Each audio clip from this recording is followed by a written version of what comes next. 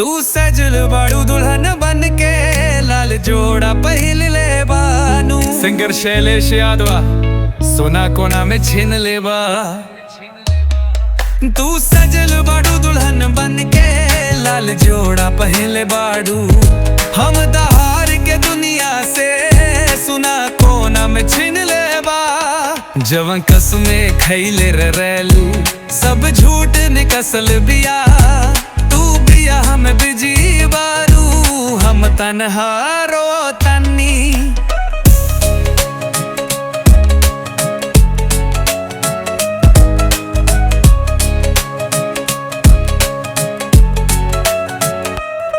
तू बाह में ओगर बाड़ू जे सपना में हम रहनी। कसमे वादे टूट गईल अब का जिए के रहनी।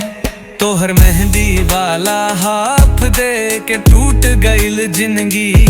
हमार दिल जैसे हो गईल रब बिना धड़कन के पिजरी।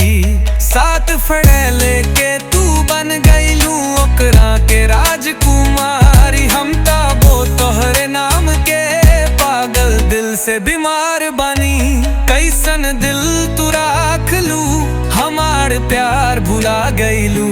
हम रोज मुतानी तू खुशी से जश्न मनाइले बाड़ू।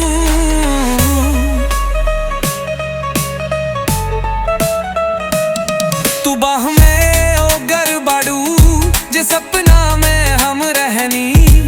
कसमे वादे टूट गईल अब का जिए के रहनी। तोहर मेहंदी वाला हाथ दे के टूट गईल जिंदगी। हमार दिल जैसे हो गईल लब बिना घर कम के पिनरिगी। सात फेरा लेके तू बन गईलू ओकरा के राजकुमारी। हम ताबो तोरे नाम के पागल दिल से बीमार बनी। कैसन दिल तू राख लू हमार प्यार भुला गईलू। हम ते रोज मुतानी तू खुशी से जश्न मनाइले बाड़ू।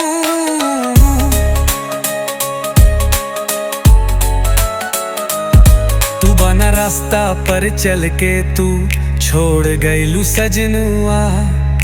हो रास्ता पर हम रोज छोड़ता नहीं अपन जानवा। शैलेश के सुर में आज बस तहार नाम बाबा की। तो हदों का ही अब हमरा जिंदगी के आखिरी कहानी।